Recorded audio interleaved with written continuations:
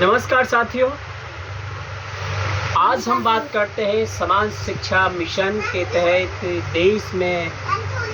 7,177 kilometre चला करके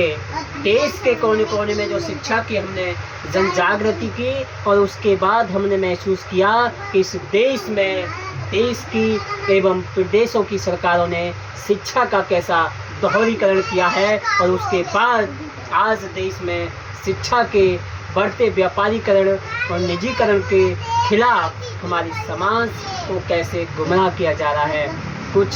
चंद लुभावने वादों के तहत चंद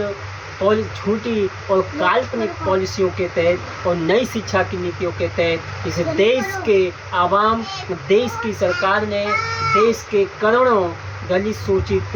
वंचित, किसान, मजदूर, आदिवासी एवं जो कमेरा समाज है, जिसने इस देश की इकोनॉमी के साथ साथ देश की आबादी को और देश की व्यवस्था को, देश की अर्थव्यवस्था को इस देश के सबसे ऊपर पायदान पर ला करके खड़ा किया। आज उसी समाज को, उसी वर्ग को, उसी बहुजन समाज को इस देश में वर्तमान केंद्र व राज्यों की सरकारों ने किस तरीके से शिक्षा से दूर करने का जो प्लान बनाया है, उसको आपको समझने की ज़रूरत है। मेरे सम्मानित साथियों, आज हम देखते हैं कि प्रदेश की सरकार है और जहाँ तक है केंद्र की सरकार, आज देखते हैं प्रदेश में शिक्षा के सरकारी स्तर को मर्ज करने के नाम पर सीएम राइज स्कूल के नाम पर एक नई शिक्षा की पॉलिसी के तहत निजीकरण के तहत गरीब, शोषित, वंचित, लाचार, बेबस, कमजोर, किसान, आदिवासी और महिलाओं को शिक्षा से दूर करने की जो प्री प्लानिंग है, इसको हमें समझना है। अगर इस देश की सरकार कहती है कि हम बेहतर शिक्षा इस देश में लागू करेंगे, तो सबसे पहले हमारा सवाल है कि इस देश में चाहे वो प्रधानमंत्री हो, चाहे वो सीएम हो, चाहे वो राज्यपाल हो, चाहे वो विधायक हो, चाहे वो सांसद हो, सब, और चाहे वो डीएम हो, एसपी हो, सरकारी अधिकारी कर्मचारी हो, चाहे इस देश के नेता हो, उन सबको गरीब, लाचार, बेबस, कमजोर, किसान, आदिवासी महिलाओं के साथ अपने बच्चों को पढ़ाने की ज़रूरत है। जब ये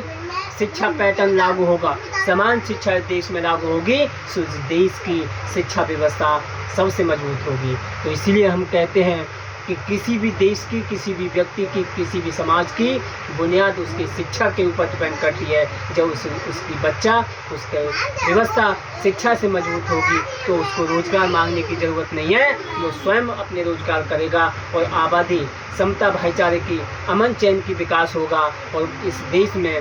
झूठे राष्ट्रवाद के नाम पर, झूठे देशभक्त के नाम पर जो अलगाववाद की राजनीति देश की केंद्र सरकार जो कर रही है, भक्ति के नाम पर, इस देश के राष्ट्र के नाम पर जो दंगा फसाद, जो अलगाववाद की राजनीति करी है, वो इस देश के लिए खतरा है। हमें समझने की ज़रूरत है और इस देश की शिक्षा से दूर करके राष्ट्र के धोखे ला करके हमको